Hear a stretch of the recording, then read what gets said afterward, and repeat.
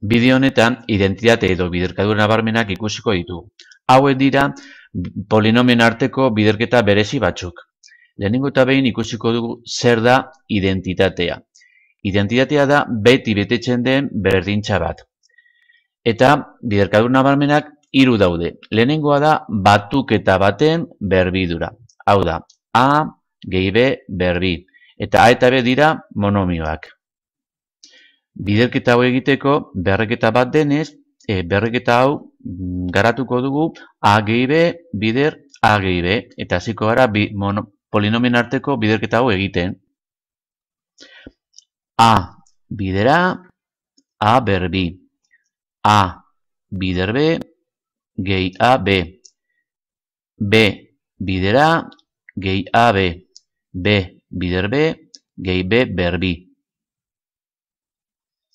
Orain, antzeko monomioak batu behar ditugu. Eta hemen, A gehi A B eta gehi A B batu daiteke. Eta gelditzen da, A berbi gehi bi A B gehi B berbi.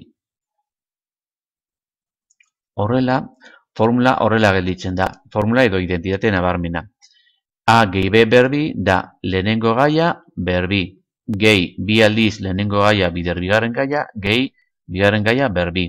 A gehi B berbi berdin. A berbi gehi bi A B gehi B berbi. Hau da guk erabili behar duguna. Hau da, formula hau ikasi behar dugu eta gero erabili. Horretarako bi adibide ikusiko ditugu. Lehenengo adibidean daukagu x gehi bi berbi. Ikusten dugunez hau eta hau itxura berdina dute. A ordez x jarri behar dugu eta B ordez bi egin behar dugu. Orduan hemen A berbi, orduan isa berbi. Gehi bi A B gehi bi isa bider bi. Eta gehi B berbi gehi bi berbi. Eta orain falta zaigu hemen dauden kontuak egitea. Horrela, hau gelditzen da. Isa berbi. Bi bider bi lau, isa. Gehi lau, isa. Gehi lau. Eta hau da erantzuna. Ikusiko dugu bigarren adibidea. Adibide honetan daukagu bi A gehi sei berbi. Hau da, gure kasuan, A ordez, bi A daukagu, eta B ordez, sei berbi.